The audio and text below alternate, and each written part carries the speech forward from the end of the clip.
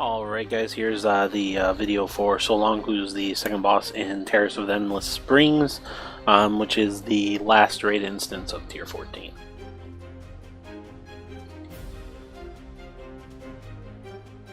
It's basically a pretty straightforward two-phase encounter. There's the night phase, which you see right now.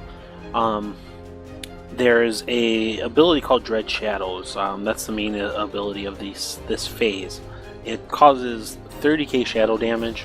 However, it also stacks, and with each stack you take 10% more shadow damage.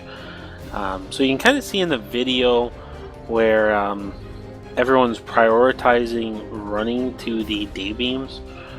That's really incorrect, because the day beam shrinks by the number of people in it. In addition to it, you just saw that fear go out. That's his ability, Nightmares.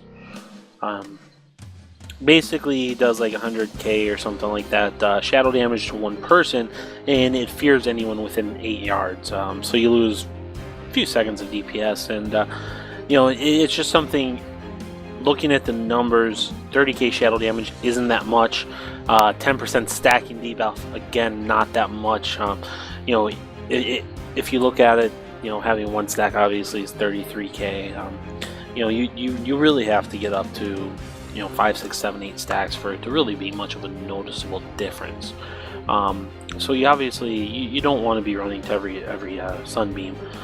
This one you see right here is a much better representation of how it should be. There's only several people in there. So it's staying quite large the entire time, and at the same token, if one of those people get the nightmares on them, they're not going to fear half the raid because everyone ran there. So this is really great execution right here on that shadow beam, or the day beam. Now you're seeing the day phase. Day phase is actually quite a bit more challenging than the night phase. Night phase is a very simple phase. During the day phase, he spawns ads. The first and foremost, most important one you see right here is the Terror. It has a debuff called Terrorize. It does 20% of whoever its target is damage every second for 10 seconds. So it's very important. It's a very important debuff that healers need to note so they can ensure they are healing that person. Side effect, does 2% damage to Tsulong every second for 10 seconds. So pretty much makes healing him to 100% kind of impossible. When it dies, it spawns 5 little ads. They also need to die quickly, as they've got a pretty strong AoE. It does like 120k damage. The other ads, the Shah, they move towards them. If they get to them, they do 5 million damage. Low health, slow moving, should be no problem killing. Now the trick of this encounter, of this phase, is he does have a breath. So that's kind of something you have to watch for. His breath during the day phase restores 25% of anyone who hits mana. It increases their healing done by 500%. There's the breath. You can kind of see it out of the corner. I wasn't too concerned about it because obviously I'm not a healer, but 500% healing for 6 seconds and 25% of your mana is a huge deal. Obviously you can't have all your healers in front of it because the backside of the room won't be getting any healing. So there needs to be some type of rotation, because both phases are pretty healing intensive. There's a good amount of damage going out, and you know, I imagine especially early on, and especially on heroic, healers are going to be struggling for mana. Here you see it switch back to the night phase. Everything's not done, so we do need to finish these ads off.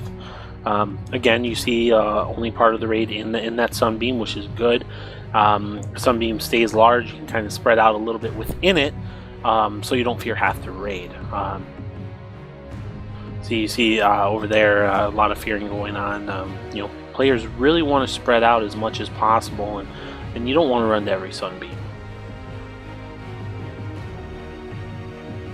Now his breath on the night phase does a massive amount of damage and puts a pretty nasty shadow stacking debuff. It increases shadow damage by 100% done to you. So this is obviously where you want to do a tank swap. You want to, you know, breath goes out, tank, whoever's not currently tanking wants to come in from behind the boss and taunt the boss pretty quickly, because a second breath will pretty much most likely insta-gib your tank. It's important that you do monitor yourself. See, here's a bunch of people getting feared, but it's really important you monitor yourself, because the day beam and clearing that debuff is very important. The healers will absolutely love you for it, while at the same time, your raid leader will actually love you if you're not all running to the day beam, and you see 12, 13 people get feared. Really simple fight in all actuality. Again, this is an LFR video. All the mechanics are the same on normal as on heroic, or as LFR, not heroic. I'm sorry. Just with different numbers and different scaling. So it's fairly simple fight. I'd imagine it's going to be somewhat difficult on normal, just due to tuning and everything like that. But it's very fun. And again, here you see another day phase.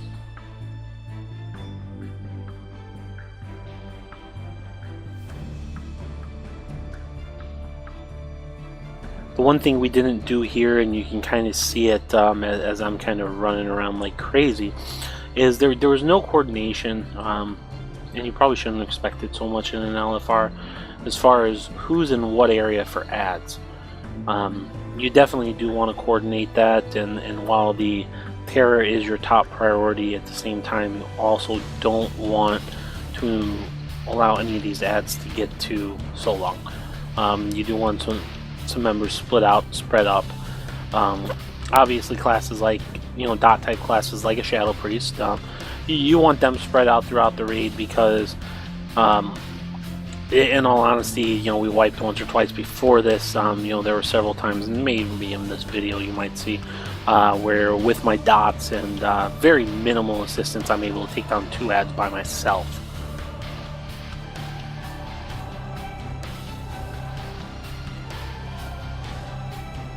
Now here's actually a good example. You see these 2 ads getting to him from the front. You cannot rely on his breath to kill the ads that are in front of him. It doesn't happen often enough where it will be cast every single wave. However, when he does cast it, it'll pretty much insta-gib any ads in that cone. However, you still have to cover for it, because again, it's not going to be cast every wave, and you don't want that additional damage being done to him.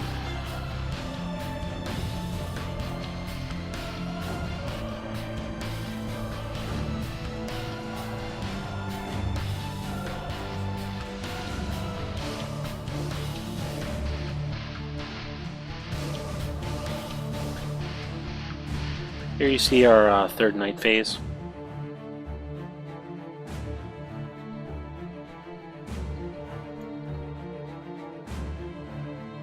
Boss is pretty much dead at this point. Pretty much going into the night phase. I'm sure you clean everything up, and from that point, just just try and stay spread out, clear your debuff as it goes, and just finish off the boss again, just like the Protectors of the Endless Spring.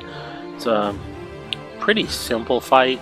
I'd imagine tuning will make it a little more challenging once you hit once it actually hits live. But while being pretty simple, it's also a very fun